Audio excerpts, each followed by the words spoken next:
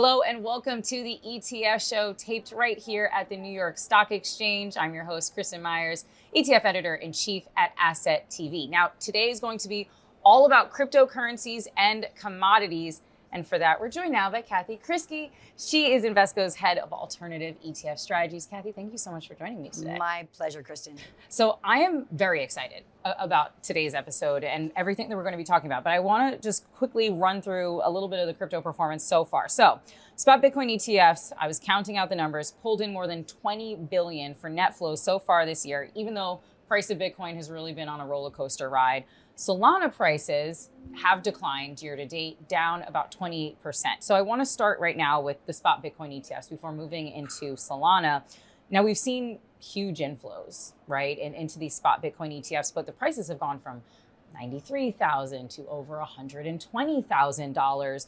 What's really driving, all of that volatility this year? There's so much. And actually volatility, if we look long term, it's come down, right? So obviously people, when I first start talking to people about Bitcoin and I said, oh, are you investing? Like, we're afraid of the volatility. And I said, well, what do you think the volatility is? And they always say something like 100%. It's like, no, actually it's in the 30s. But recently, due to the changes we've seen since October, volatility has gone up. And that has affected a lot of these ETFs because the ETF buyers, as you sort of noted, that we've wiped out returns now for year to date. And that is devastating because there's been so much excitement around Bitcoin, Ethereum, Solana. And so it has been frustrating for people thinking like, okay, I got into this thing that everyone told me I should get into, and now their returns are zero. So we've seen outflows in the ETFs. Our product, BTCO or BitCo, we've seen some inflows too recently, but it's important to differentiate. So if you don't mind me just talking specifically about ours. So we partnered with Galaxy, right? The digital native, and we sort of took the hit up front by, they are our execution agent. So rather than pay separately for an execution agent, Galaxy does our execution. Right. So we share fees with them. So the performance that clients get who buy our product is as close to the physical Bitcoin, spot Bitcoin as possible. We are one of the closest. But other counterparties, they can't do the physical buying and selling of Bitcoin, so they have a third party. So, but that fee comes out of performance. So that's when people look at our performance versus some of our peers. We have better performance. But again, all of us are very, very similar. And it was exciting. It was exciting in January 2024 to launch those products. Right. And I joke because, as you know, I've been a commodity person for most of my life. And when they asked me to cover crypto, I was like, wait a second, I'm one of the older people on this trading floor. And then they said, well, Bitcoin's considered a commodity, you're it. And it has been a blessing. My colleague Lucy and I, we spend so much time. I joke about saying we've been in crypto college. It's been amazing. And I have loved learning about digital assets. But as you said, the volatility is a big factor. And also, why are people buying it? We need that adoption. And I'd say specifically with Bitcoin, it is a store of value. Like, I've loved gold for most of my life, but it is, and I hate the analogy, but the digital gold, because there's scarcity, right? There's only ever going to be 21 million coins. So there's scarcity. So people, as I said, you wouldn't walk into a store with a gold bar and be like, hey, what can I buy with this? Right. It's sort of the same thing with Bitcoin. Unfortunately, it was created as a currency, but it's more used as a store of value. You like gold, you buy it, you keep it in a vault, you don't sell it. And same thing with Bitcoin. And that's why it's been interesting to see people sort of giving up. And that's why I think it should be the long-term hold. Right. So we'll see what happens going forward. So I'm going to ask you about Bitcoin and gold a little bit later, because I want to talk about that. But I do actually want to ask, if you had to pull out a bit of a crystal ball, I don't know if you have a price prediction for Bitcoin in 2026. I've heard a lot of different numbers. But just more broadly, how is Invesco and how are you looking at the crypto landscape, at least when it comes to Bitcoin, into 2026, because we have some pretty interesting macroeconomic things that are happening in the backdrop. Right. So there's technical factors that are a little concerning right now for Bitcoin, and that's the whole argument in the crypto world. Are we in a crypto winter, or is this just a correction? I believe it's a correction. So I think we are coming back after this, but there are certain levels. Like, everyone wants it to settle above 102,000 soon, if possible. Like, we're starting to come out now, but if we're truly in a bear market, technically, there's talk that we could go to this 200-week average, and I know that sounds ridiculous, 200 week, but that's a level like below 60,000. So we really hope it's not going there. But that's why I love to be a dip buyer. And I say to people, when you see it collapsing, just be disciplined and go in and buy. But a lot of people who are Bitcoin holders long term, they always say like the worst trade they've ever done was selling their Bitcoin. Right. And I love hearing that. So in terms of price prediction, right, we don't usually do that, but should we go back to the highs of 126,000? Yeah, no problem. And could we see 175,000 next year? Yeah, I'm planning on that, but I think there a few things have to happen, right? So we have the midterm elections next year, and I feel that so much is planned around that. What is the economy going to look like? The current administration really has vested interest in the economy looking great. So I think a lot is going to happen. And with that, if there's less uncertainty around tariffs and trade policy and even rate cuts, I think that we will have a better economy, and that is all very positive for Bitcoin. So speaking about rate cuts, because we have a rate cut coming this week. Yes. We believe. Right. Well, the markets do largely seem to believe that we will be getting a rate cut, at least of 25 basis points. So what are you imagining, or how are you thinking that cryptos will continue to perform with this rate cutting cycle? I mean, a lot of people have mentioned Bitcoin, cryptos as an inflation hedge. That has been thrown out before. We've seen cryptos do well typically in easing cycles. Do you think that continues? Again, it doesn't have enough history, right? And that's why, again, I used to laugh when people said, oh, it's an inflation hedge. I said, well, the last bit of inflation that we had where commodities did a great job hedging inflation, Bitcoin didn't. Right. So I don't love it as an inflation hedge. But I think one of the concerns I do have, and I'm getting the question more from clients, is around the correlations, because it's supposed to be a diversifier, right? And that's why you said, it should be, behaving differently. So I think, though, that because we've had so much institutional adoption, the correlations are getting way too high to some of the other asset classes, particularly like the tech stocks, right? So I am a little worried when people will see the NASDAQ falling, then you see the crypto falling. So I am concerned about that, but generally I feel like if the economy is doing better, that I think crypto will improve. And so I think the rate cuts, I know it sounds counterintuitive, but I think they will be stimulative to this sector. So I want to ask you now about Solana. Love I Solana. know you're very excited by. So we finally got spot Solana approval in October, not too long ago. But Solana prices are down year to date, down 28% when I was looking earlier. So what do you see about pricing there? And how do you see demand for Solana-based ETFs going forward, since we are so new into their launches? Right. Well, I feel like people are now we have Bitcoin, Ethereum, and as we have registered for our Solana, but it hopefully is going, we're going to be live very soon. But I love the analogy of like how to compare them. And so we've had Bitcoin for a while, right? And I feel like Bitcoin is like a regular road. When you're driving down a road, you know the way, it's secure, it's reliable, it's been there a long time, you got it. You know the story of that road. And Ethereum is sort of like a super lane highway, right? It's faster, but it's under a lot of construction. And so sometimes there can be complications, but it's good. It's faster, it's more scalable than Bitcoin. But Solana is like a whole new game. Solana is like a bullet train, right? So it's really cheap and it's really fast and it's very scalable. So it can go anywhere. So that's why I like it, because I feel that our current SEC chair, like Paul Atkins, has said one of his major goals is to get everything in the financial markets on chain, right? Using blockchain, right? So what blockchain are they going to be using? So some people believe it will be Ethereum, but I think, and again, we partnered with Galaxy and they're one of the top Solana traders. And they truly believe that Solana is going to win a big part of that game of like putting things on chain. So that's why I love it, because again, it's cheap, fast, and scalable. So I am very excited about Solana. And again, trying so hard not to give a price prediction. And you're right, because it has come down. Right. And that's why I think that, again, to be somebody who's like a dip buyer, I believe the long-term story for Solana is a very good story. So I think that, but it's I think that there will be price appreciation, but it is the kind of thing you're going to have to invest in and not check every day, because it's a volatile asset. Yes, and as I said, Bitcoin volatility has come down dramatically. That's not true of Solana. Solana volatility has been over 100% this year. Okay. So it's not for the faint of heart. Right. So I have to ask, because as you were just mentioning about, the highway, the bullet train, the regular road. So you've got Bitcoin, you've got Ether, you have Solana. Do you see divergence between these different assets as we keep getting more and more of these potential ETFs? I mean, how should investors really try navigating between these different assets, and how should advisors think about allocation of these ETFs inside our portfolios? I totally agree. And so the key is education. And that's why I was so excited to talk to you today. So hopefully we are educating people today, because it is important for do your own research. I love the podcast now. Galaxy has Galaxy Brains, but the story is very different and is constantly changing. And that's why right now there's only really the three that are in the ETF market.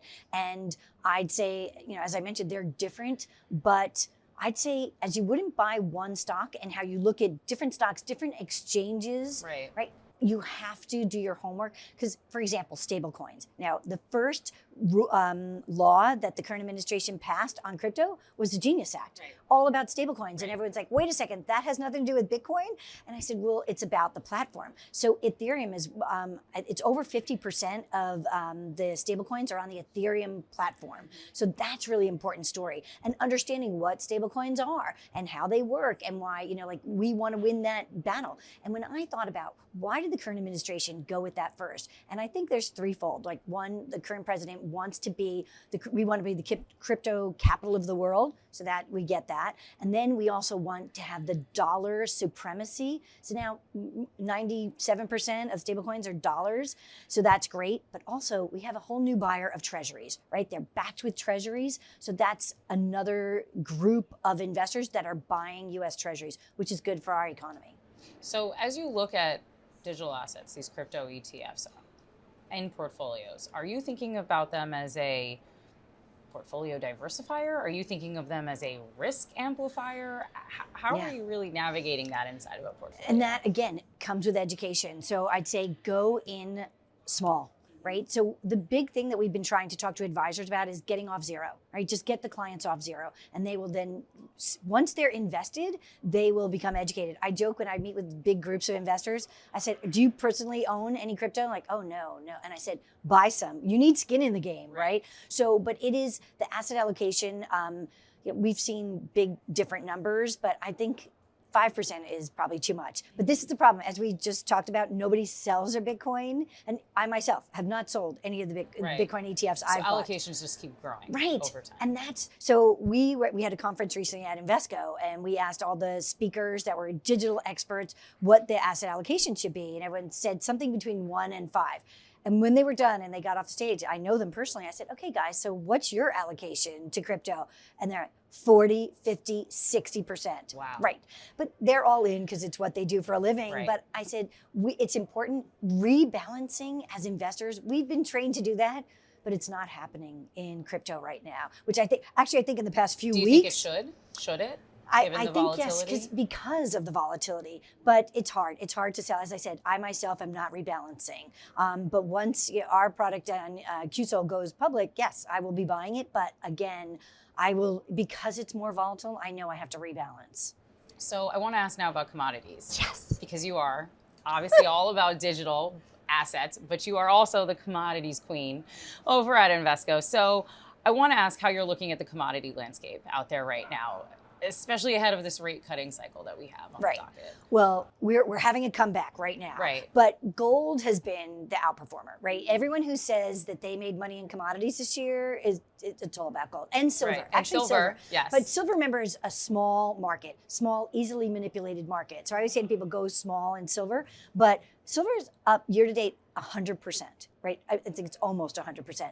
But gold has been the big winner, right? And I think the stories with gold have been so amusing because a lot of people are like, oh, it has to do with interest rates and the Fed easing and everything. And remember, we had that, the easing under Biden, and then all of a sudden it was paused. So I think that has frustrated some gold investors. But one of the biggest movers has been these central banks buying, right? As people are other countries are de-dollarizing, selling their treasuries, buying gold. I said, so is that the story then behind gold's resilience? Yes. Because we have these high yields and gold has continued to do well regardless. And I think that relationship has broken down with interest rates. But it's interesting, the ETF buyers really look at interest rates, but the central banks, they just want to de-dollarize. So anytime there's a dip, they have provided a floor consistently for 2.5 years. I mean, they've really been in there. But I think that one of the news stories, which I'm a little bit excited about, is Tether. Tether is becoming a bigger gold buyer, not just for their gold product, like they have, digitized gold, but it's also for their stable coins. Right. Because remember, stable coins don't pay interest,